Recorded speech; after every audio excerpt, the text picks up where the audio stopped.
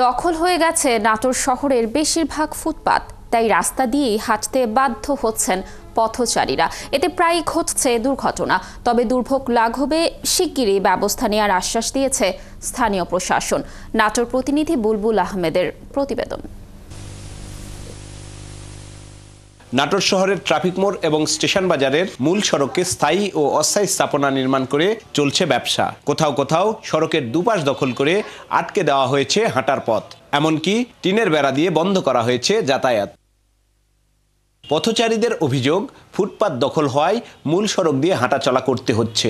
বিশেষ করে স্কুলগামী শিক্ষার্থী আর বয়োবৃদ্ধরা পড়ছেন চরম সমস্যায়। আমরা এখন রাস্তাতে যাওয়া আসা করতেছি, আগে আমরা ফুটপাতে যাওয়া আসা করতাম, আর ফুটপাতে এখন দোকানপাট সব জ্যাম বেঁধে থাকে, ফুটপাতে আমরা যাওয়া আসা করতে পারি না। ফুটপাতটা হাঁটার জন্য উন্মুক্ত থাকে, এটাই আমাদের দাবি, কারণ ফুটপাতে বাচ্চারা ফুটপাত দিয়ে স্কুলে যায়, বিরুদ্ধরা হাঁটাহাঁটি করে।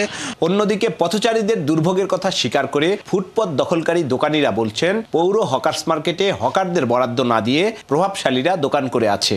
সেখানে হকারদের বসানো গেলে তারাও সড়কে দোকান দিতে চান না। আমাদের নাটোর হকার্স মার্কেটে আছে কোটিপতিরা, একটা হকার নাই। এটা সব রাজনৈতিক লিডাররা প্লাস প্রশাসনিক সবাই এটা জানে। মেয়রের কাছে অনেক আমরা কৈফিয়ত দিছি, কিন্তু খালি হচ্ছে আমার মানা করে নাই, খালি করছে হবে হবে।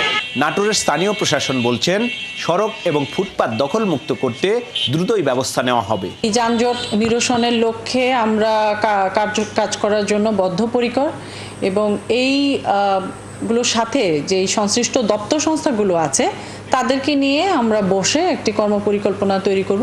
জনগণ যেন নিরাপদে নির্বিচ্ছিন্নভাবে ফুটপাত ব্যবহার করে তার কাঙ্ক্ষিত ডেস্টিনেশনে যেতে পারে, তার আমরা ব্যবস্থা করব ইনশাআল্লাহ। সবাইকে সাথে নিয়ে এই ফুটপাত মুক্ত করব। আসলে ফুটপাতটা মুক্ত করা দরকার, এটা আমি সিরিয়াসলি নিছি।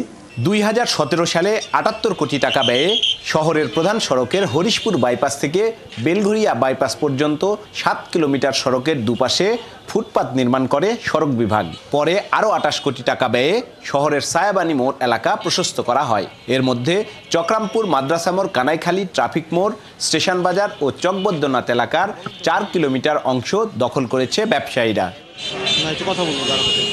বুলবুল আহমেদ, 71, নাটোর।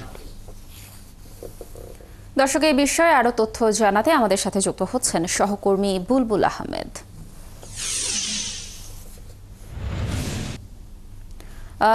বুলবুল, যেমনটি জানাচ্ছিলাম যে নাটোরের তো বেশিরভাগ ফুটপাতই দখল হয়ে গেছে। সড়কের এবং ফুটপাত দখল মুক্ত করতে কি কোনো ব্যবস্থা নিয়েছে কিনা স্থানীয় প্রশাসন, জানাবেন। স্থানীয় যে প্রশাসন তারা কিন্তু বারবারই ব্যবস্থা নেওয়ার কথা বলেন, এবং এর আগে তারা একবার উদ্যোগ নেওয়ার কথা বলেছেন।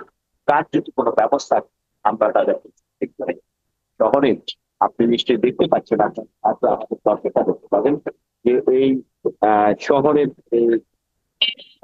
সায়াবানী মোড় এলাকা, যেটাকে উচ্চা বাজার বলা হয়েছে, এই জায়গাটা এবং একই সাথে এটাকে ট্রাফিক মোড় বলা হয়েছে। এই জায়গাটাতে একদম রাস্তার উপরে, এখানে রাস্তার উপরে এই দোকানপাট গুলো বসেছে। ফুলের দোকান থেকে শুরু করে অন্যান্য দোকানপাট, সেগুলো কিন্তু একদম সড়ক দখল করে বসে আছে। এর পাশাপাশি ফুটপাত দখল করেও কিন্তু সারা শহরে দোকানপাট রয়েছে। এখানে চায়ের দোকান থেকে শুরু করে অন্যান্য দোকান সবই কিন্তু ফুটপাতের মধ্যে ঢুকে পড়েছে, এবং পথচারী যারা রয়েছে তাদের চরম সমস্যায় পড়তে হয়। স্কুলগামী এবং বয়োবৃদ্ধরা এই সমস্যা থেকে কিন্তু মানুষের উত্তরণের জন্য এই ধরনের শহর প্রশস্ত করা হয়েছে, যাতে কোনো যানজট না হয়, সাধারণ মানুষ যাতে নিজেকে চলাচল করতে পারে, সেই কারণে কিন্তু এই ফুটপাতটি এবং সড়ক করা হয়েছে 28 কোটি টাকা, কিন্তু তার কোনো ধরনের সুফল এই শহরবাসী পাচ্ছে না। শুধু এই সায়াবানী সিনেমা হল, তার ট্রাফিক এলাকা, শহরে সারা এলাকাতে যেখানে যেখানে ফুটপাত হয়েছে তখন জায়গার মধ্যে দখল দায়িত্ব আছে। কোথাও কোথাও চরম ভাবে দখল করা হয়েছে, একদম ফুটপাতের উপরে, ড্রেনের উপরে দোকান বসিয়ে রাখা হয়েছে। প্রশাসন কোনো ধরনের ব্যবস্থা নেই। এগুলোর সাথে স্থানীয় প্রভাবশালী রাজনৈতিক দলের নেতারা জড়িত, এবং প্রশাসনও কোনো ধরনের তাদের বিরুদ্ধে ব্যবস্থা নেওয়ার সাহস পায় না।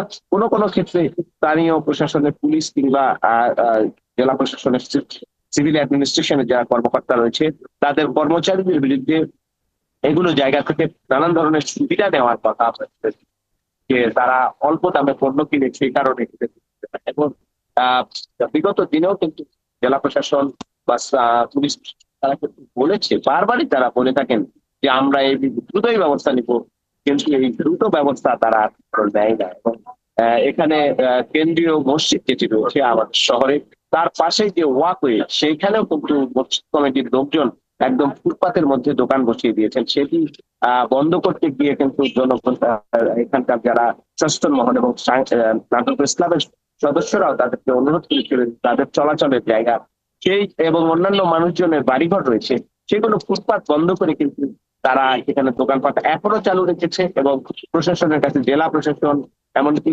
আর্মি, কারো কাছে ধর্ণা দিয়ে কোনো ধরনের প্রতিকার পায়নি।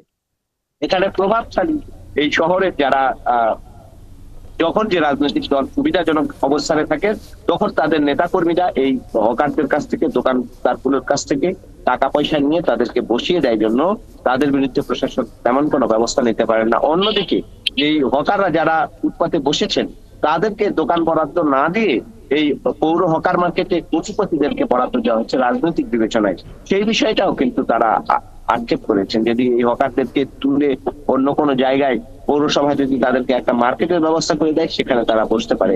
আসলে এই শহর নিয়ে স্থানীয় প্রশাসন শুধুমাত্র চটকদার কথা বললেও কার্যত কোনো ব্যবস্থা তারা কখনোই নেননি। এবং এখানে মানুষের যে দুর্ভোগ, এই জায়গাটাতে সকালবেলায় কিন্তু এখন ভিড় কম, এখনই কিন্তু আপনারা দেখতে পাচ্ছেন যে একদম সড়ক বন্ধ করে দোকানপাটগুলো, এবং এখানে কিন্তু এই যে রাস্তার মধ্যেই অটোরিকশা গুলো দাঁড়িয়ে আছে। এই অটোরিকশা গুলো যেমন বেপরোয়া চলে, তারাও যেমন রাস্তার মধ্যে দাঁড়ায়, একই সাথে এই দোকানপাট গুলো না থাকলে। বুলবুল, ধন্যবাদ আপনাকে আমাদের সাথে যুক্ত থাকার জন্য। দর্শক, যেমনটি জানাছিলাম যে নাটোর শহরে বেশিরভাগ ফুটপাতই দখল হয়ে গেছে, সে ব্যাপারে বিস্তারিত তথ্য জানাচ্ছিলেন আমাদের সহকর্মী।